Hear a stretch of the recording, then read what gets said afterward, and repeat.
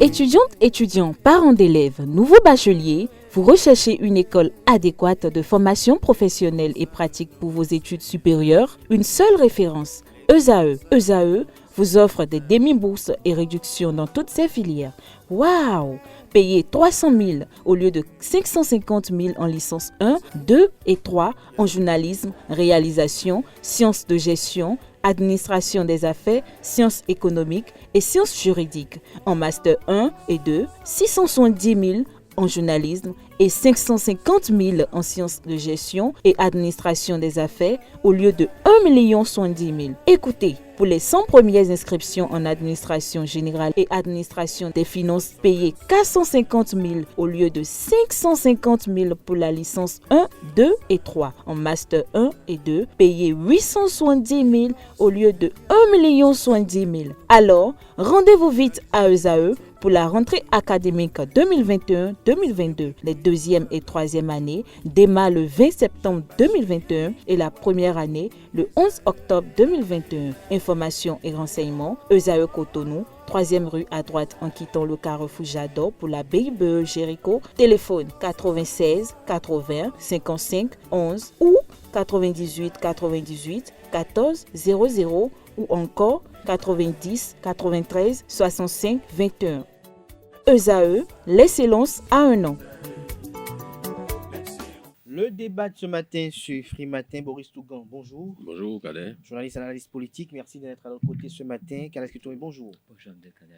Kalaski Tomé, le gouvernement décide de reloger ces familles de pêcheurs qui ont été déguerpies de la plage de Fidjosé. Dites-nous, quelle appréciation faites-vous de cette mesure prise par le gouvernement avec une cagnotte de près de 4 milliards de primes? Non, mais à première vue, je crois que cette décision est salutaire dans la mesure où j'ai eu l'opportunité d'aller à la rencontre des habitants de cette zone pendant plusieurs années. Depuis qu'en 2012, on avait annoncé un premier déguerpissement, j'ai eu l'opportunité d'échanger avec eux et j'avais pu observer leur désarroi. J'avais pu observer le fait que c'est des gens qui ne sont plus arrimés à rien, sinon à ces quartiers. Parce que ça fait des générations que leurs parents ont tout quitté pour venir s'installer là. Donc, c'est considéré comme leur lieu d'origine finalement. Ils n'ont plus tellement de repères si ce n'est qu'à ces endroits-là. Et généralement, ils ne sont pas seulement venus du Bénin, il y a les Kroumen, des gens qui sont venus de la Côte d'Ivoire, du Ghana et qui sont là depuis avant même que la ville de Cotonou ne prenne vraiment ses formes parce que c'est le tout premier quartier de Cotonou. Donc, ces personnes pensent que c'est chez eux, leurs parents étaient là, ils sont là et ils n'ont plus où aller. Donc, dès qu'ils ont appris qu'il fallait déguerpir ces quartiers, c'est comme si on voulait les déraciner, comme s'ils ils allaient devenir des apatrides et leur désarroi était si grand. Et maintenant, au finish, le gouvernement a décidé quand même de les reloger. Je crois que c'est vraiment salutaire dans la mesure où, en 2012, ils s'étaient inquiétés, on leur avait proposé de l'argent, mais ils ne voulaient pas de l'argent. Ils ont voulu quelque part où rester. C'est pour cette raison que la première politique, quand le président Sougoul était encore à la commune de Cotonou, n'avait pas marché. En 2019, il y a eu une autre tentative. On a voulu les déloger et enfin, on a même cassé des maisons. Mais ils ont dit non, nulle part où partir. Je crois que ça fait à peine une semaine, j'ai fait un reportage à la Côte. Je les ai vus. Il y a des gens dont on a cassé les maisons, mais qui ont gardé les limites de leur parcelle, qui mettent un matelas et qui dorment là tous les soirs quand ils ont fini de pêcher. Et donc, l'État a sûrement pris la mesure, l'ampleur de la mesure de ce qui se passe des dégâts. Et donc, l'État a souhaité quand même les reloger quelque part. Maintenant, ce qui reste à voir maintenant, c'est qu'ils soient bien relogés et qu'ils acceptent. Parce qu'entre-temps, là, on avait proposé de les reloger à Révier. La plupart n'étaient pas d'accord et puis ils ont estimé que l'espace était peu pour le nombre d'habitants qu'ils étaient. Après, il a été suggéré ces mêmes produits. Donc, il y a quand même des propositions qui leur sont faites. Maintenant que la cagnotte est assez importante parce que, qui vous souviennent qu'il y a cela 2 semaines au conseil des ministres, il avait été décidé que c'était 357 parcelles qui allaient être prises en compte. Et j'ai été là-bas après, c'était tout un tollé parce qu'ils estiment qu'ils sont près de 1600 et quelques maisons. Et quand on ne prend en compte que 357, ça veut dire qu'on a oublié ceux qui étaient... 853 en compte. Oui, on a oublié tous ceux qui ont été cassés en 2012, en 2019, et ceux dont les maisons étaient emportées par la mer, on n'en parle même plus. Donc, si aujourd'hui l'État a pu arriver à ce niveau, je crois qu'elle est vraiment salvatrice et ils doivent vraiment applaudir dans ces quartiers-là. Est-ce que vous partagez cet avis? Ouais, moi, ça me fait marrer quand on me dit que nous devons applaudir. Est-ce que vous imaginez la taille du dégât, des dégâts qui sont causés. Vous venez de dire vous-même que ce sont des populations qui ont été sédentarisées sur cette terre depuis des décennies. Tout à fait. Ça veut dire que leur présence constitue un patrimoine. Ils ont laissé des tombes, il y a des fétiches, il y a tout un tas de... Est-ce que vous savez ce que c'est que le patrimoine d'un peuple? Donc, vous estimez qu'on peut passer tout ça par perte et profit et tout raser et construire des hôtels ou tout ce que vous voulez. Le développement ne peut pas être considéré de cette façon. Mais avec quel visage? Les reloger. Non, mais il faut remarquer que plus du tiers de ce quartier a déjà été emporté par la mer. Donc, il y a des gens, quand la mer emporte, il n'y a même pas de recours. Mais on devait les protéger. Hein? Au vu de la loi, la protection civile relève des compétences de l'État. Mais est-ce que le fait que il faut observer la proximité surtout du quartier pour la Côte avec le port autonome de Cotonou. Et quand le port autonome de Cotonou a envie d'accueillir de grands navires, il faut qu'il y ait de la profondeur. Ce qui veut dire que ce n'est pas à ce niveau qu'on pourrait vraiment protéger la mer, à mon avis.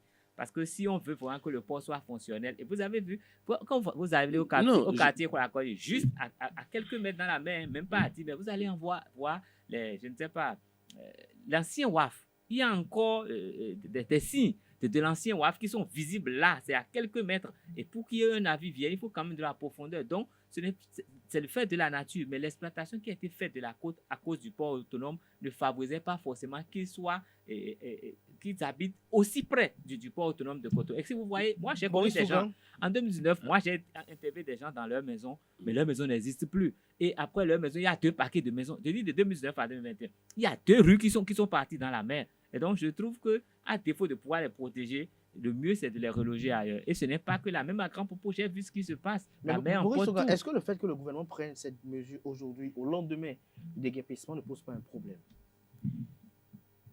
Je dis que la façon dont ces populations ont été déguerpies est une bêtise.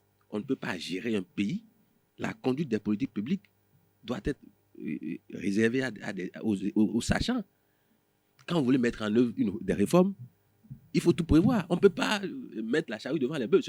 Vous voyez que l'État dépense des milliards pour protéger les populations. Mais c'est ce même État qui les fout à la rue sous la pluie. Vous savez ce qu'une journée passée dehors sous la pluie peut causer? Des gens peuvent avoir perdu leur diplôme. Tout à fait. Et on ne se lève pas on ne peut pas se lever comme ça. La mise en œuvre des politiques publiques, ça s'apprend dans les universités. Si vous ne connaissez pas, vous mettez de côté. On ne peut pas, à ce niveau de gestion. Est-ce que vous êtes en train de suggérer qu'on aurait dû peut-être annoncer ces mesures-là avant? Non, pas annoncer, prévoir là où on devait les reloger et les y installer. Au lieu d'amener des poquelins pour aller écraser leurs biens et les obliger à aller dormir sur la plage pour venir, moi je ne sais pas quel loyer les gens veulent qu'on leur adresse dans ces conditions-là. Si on n'a pas prévu reloger les gens avant d'aller les déloger, moi je ne comprends pas quelle est la logique. On ne peut pas faire des réformes de cette façon. Le gouvernement a quand même pensé à eux.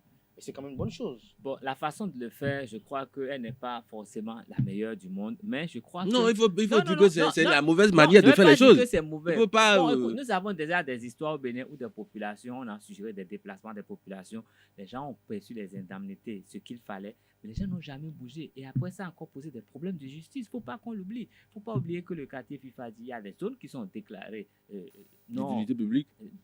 Non, des zones qu'on ne devrait même pas habiter parce que vu en fait, géographiquement, on ne devrait pas les habiter. Mais les gens sont allés s'installer là, alors qu'on a dédommagé des gens. Ils ont vendu ces parcelles et jusqu'à aujourd'hui, on n'a pas forcément déguerpi complètement l'espace. Il y a des gens qui sont là avec des titres fonciers aujourd'hui dans des endroits. Oui. C'est pas de leur faute. Si on donne l'autorisation d'habiter à des gens. Non, mais écoutez, c'est comme ça que nous fonctionnons. C'est comme ça que nous fonctionnons au Bénin. Donc, sur le terrain. C'est vrai que je ne peux pas me réjouir du fait que les habitants de Koulakoi se retrouvent à la Belle Étoile. Personne ne peut s'en réjouir. Personne ne peut s'en réjouir. Mais j'ai rappelé tout à l'heure qu'en 2012, ils ont refusé les propositions qui leur ont été faites. En 2019, ils ont refusé les propositions qui leur ont été faites. Et aux dernières nouvelles, quand vous allez là-bas, vous allez vous rendre compte que on leur propose des choses, mais ce n'est pas des gens qui sont forcément prêts à partir. Je pense que le vrai problème, c'est un problème de communication. Ils savaient tous que le 15, ils allaient déguerpir. Ils l'ont dit de leur bouche. Le 1er septembre, d'abord. Non, récemment, il y a à peine une semaine, ils ont dit qu'on a prévu les déguerpir finalement le 15 septembre. Et j'estime que pour cette date-là, chacun aurait pu protéger ce qu'il pouvait. Mais jusqu'au 8 septembre... Là, on parle de Kholakodji, pas de Fillon 1. Non, je parle de quoi. Parce que j'ai concentré quand même mes travaux à Kholakodji. Mais jusqu'au 8 septembre, il y en a qui ne savaient pas encore si c'était sur la liste des gens dédommagés parce qu'on avait annoncé que 300 et quelques maisons. Et dans les 300 et quelques maisons, il y a tout un paquet qui n'est pas pris en compte. Donc, eux, ils ont dit, ils ne savent pas où ils seront relogés dans tout ça. Donc, aujourd'hui, c'est quoi la liste? Est-ce que ceux-là ont été pris en compte? Parce que moi, si je peux me préoccuper, c'est surtout de ça. Est-ce que les autres habitants ont été pris en compte ou bien on s'en tient aujourd'hui dans la zone de Kholakodji à ces 357? Si c'est le cas, ça veut dire que dans les autres zones aussi, il y a aussi beaucoup de laissés pour compte. Donc, moi, c'est vrai que la mesure est peut-être tardive, mais qu'est-ce qu'on fait des autres? Est-ce que les autres aussi ont une formule? Est-ce qu'il y a une formule pour que les autres soient ceux qui doivent être pris en compte, ceux qui doivent être pris en compte, c'est les gens qui ont été recensés, qui ont des titres de propriété. Il peut pas, si les gens n'ont pas d'habitation recensée, ils ne peuvent pas prétendre à un droit d'être logé. Mais ce que je dis, il faut que les gens donnent la preuve qu'ils font du sérieux dans tout ce qu'ils font. On ne peut pas se lever du jour au lendemain et décréter de raser toute une population alors que... Pas du jour au lendemain, ils ont été avertis. Non, attendez. Si on donne des avis, on donne des avis de déguerpissement. Par rapport au cas de Fillon 1 où on allait déguerpir le 13 septembre, c'était le 1er septembre qui était la date butoir. Et on a eu même des témoins qui ont témoigné qu'on leur avait dit effectivement qu'au plus tard, le 1er septembre devait vider les lieux. Le problème que je pose ici, Kader, c'est que de façon formelle, on n'a pas préparé cette opération. On devait leur dire, bon, vous devez aller à tel endroit et s'assurer que le lieu indiqué pour les recevoir est préparé. C'est ce que je demande, c'est tout. On vous aura compris, Boris. C'est ce qu'on a fait dans ce pays. On est allé casser des gens, on a parlé de déguerpissement dans la ville de Cotonou et au finish, les populations n'ont pas aperçu le bien fondé de la chose. Non, il n'y a pas de bien fondé là-bas. Je crois que quand vous occupez le domaine public, on vous casse quand on veut. Parce que quand on vous explique que votre parcelle, c'est là les limites et que vous dépassez, attendez voir ce que vous casse à tout moment. Moi, j'ai déjà vu ça ailleurs. Et moi, je suis même exaspéré quand je vois ce que les Béninois font. Les gens qui ont été cassés sont revenus s'installer. C'est pas possible. Alors que quand on a cassé des gens. 6 mois après, on a cassé d'autres, leurs voisins, qui n'ont pas pensé qu'il fallait ranger leurs biens avant 6 mois. Après, ils crient aux... Non, je ne suis pas d'accord. Le domaine public, chacun occupe son domaine. Quand vous êtes dans le domaine public, on peut vous casser de jour comme de nuit. Vous n'avez rien à dire. Ce n'est pas normal. Et quand on a cassé une seule personne, ça servira de leçon. Tous les autres doivent déguerpir avant qu'on ne pense à les casser. Sinon, si c'est là, moi, je dis honnêtement, les Béninois se comportent très mal. Vous ne pouvez même pas marcher sur les trottoirs. Ils mettent leurs marchandises pour vous envoyer sur la voie pour que les voitures vous écrasent. Ce n'est pas normal. Non. Là, il ne faut pas qu'on parle de ceux-là. On doit les casser, Il est très fâché là ce matin. Maurice Tougan, nous allons passer au sujet suivant. Non, il ne tient pas compte de certains paramètres. Non, j'habite dans la zone où j'habite après Cotonou. Et vous voyez, c'est tous les jours que ceux-là créent des accidents. Ceux qui exposent leurs marchandises au bord de la voie, ils créent des accidents. Tous les jours dans ces accidents, c'est des gens qui perdent leur vie parce qu'ils veulent faire leur petit commerce. Non. Ils doivent le faire, mais pas au péril. Moi, j'ai jamais demandé que quelqu'un occupe le domaine public. Mais ce que je dis, et les dirigeants, surtout à Cotonou, avec le temps, les gens se sont rendus compte que la façon dont le déguerpissement a été mis en œuvre pose problème. Alors, je crois que ce n'est pas le sujet de ce matin. Boris Tougan en parle, c'est le sujet qui nous réunit à nouveau ce matin. C'est les déclarations de Parfaite de Banamé. Vous avez suivi cela au cours de cette semaine sur la toile. Ça a fait couler beaucoup d'encre et de salive. Quel est le commentaire, quel est le vôtre face à cette actualité? Bon, je veux juste m'assurer qu'il y a une justice qui existe encore dans ce pays. Parce que quand j'ai écouté de bout en bout les audios qui ont circulé, j'ai décidé d'observer. Et depuis près d'une semaine, je n'ai pas entendu une réaction du procureur de la République. Mais si ce silence perdu, c'est que c'est vraiment triste. Parce que nous sommes dans un état de droit. Et la première question que je me suis posée après avoir écouté ce que j'ai écouté de cette dame-là, ça me pose deux problèmes. Lesquels? Je me demande ce que nous faisons de l'autorité de l'État. Parce qu'elle a parlé d'abord de l'institution qu'est le chef de l'État. On l'a distinctement entendu parler du président de la République. Et après ça, elle a parlé de Patrice Talon, cité nommément.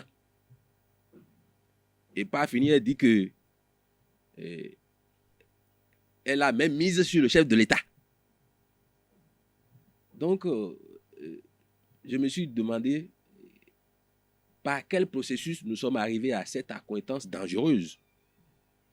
Parce que quand elle dit que c'est elle qui dirige le chef de l'État, et que même si on devait évoquer le sujet qui a fait objet de la lettre ouverte au chef de l'État, que c'est elle qui pourra faire le geste en évoquant le sujet, et que le chef de l'État... Ce n'est pas des propos dans son registre, dans son monde à elle, où elle estime qu'elle est Dieu. Non, moi je fais de l'analyse de contenu. Je ne suis pas un magicien pour faire de la bragadavoir. Je n'utilise pas de la poudre à les pépins. Je parle de l'analyse de contenu, de ce que j'ai entendu. Que fait-on quel est le sens que nous donnons à l'autorité de l'État? C'est le premier pan du sujet. Maintenant, le second pan, la laïcité de l'État est un principe juridique fondateur de la République dans laquelle nous sommes depuis 1990. Mais qu'est-ce qui reste de ce principe quand j'ai écouté cette dame-là? Il n'en reste plus rien. Parce que dans la Constitution, le chef de l'État prête serment en disant que au nom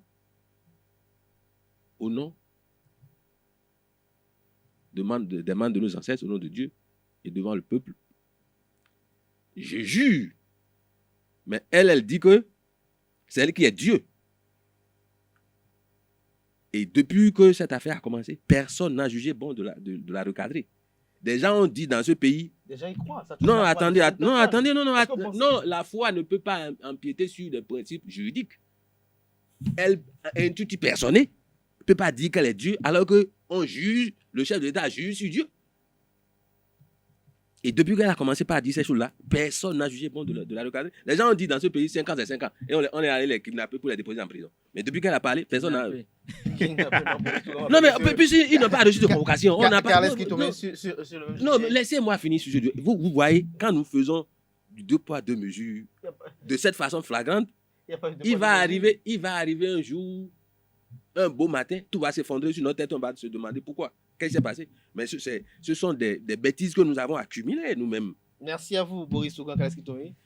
Moi, je crois que sur le sujet, d'abord, je me dis, chez nous, on dit c'est celui qui a dit qu'on a insulté le roi, c'est lui qui a insulté le roi. Donc, je commence d'abord par me poser des questions sur ceux qui ont donné écho à ces propos. Parce que j'estime que tel que la justice béninoise fonctionne actuellement, ceux qui ont donné écho à ces propos doivent aller répondre devant une certaine juridiction. Là, c'est de la mauvaise foi. Je vous arrête. Non, vous ne pouvez pas dire... Non, vous ne pouvez pas continuer. Je suis désolé. Carlos, non, il peut pas. Je ne peux pas lui permettre de continuer. Non, on ne peut pas. Non, je suis désolé. Non, je suis désolé. Ceux qui ont donné écho à ces propos-là, ils doivent être entendus. Non, nous ne pouvons pas... Dans le contexte, je crois que la justice sait ce qu'elle a à faire. Moi, je n'ai rien à dire à ce sujet-là. La justice sait ce qu'elle a à faire. Notre État, c'est un État que nous avons, dont nous avons des lois.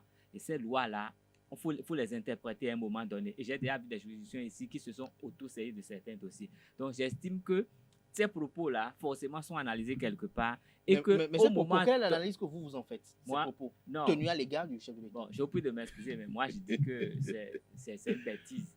C'est une élucubration. Et pour moi, je crois que ce n'est pas les choses qu'il faut dire. Quelqu'un qui a dit ça, moi, je ne sais pas dans quelle situation, état psychologique ou mental elle se trouvait au moment où elle a dit. Parce que pour moi, quelqu'un qui est bien, qui est normal, qui raisonne, un homme qui se sent béninois, il ne peut pas tenir ce genre de propos.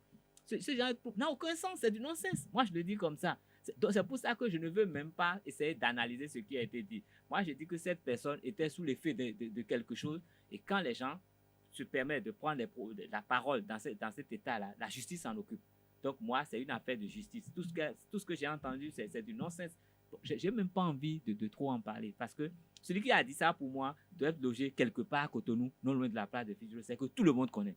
Merci à vous, Carles Quito et Maurice Tougain également. Merci à vous. Merci pour ces échanges, chers amis. C'était à l'instant le débat de ce matin sur Freemalton. On aurait bien voulu poursuivre, mais nous sommes pris par le temps qui nous est imparti. Merci à toutes et à tous pour la fidélité à ce programme télé sur EZA TV.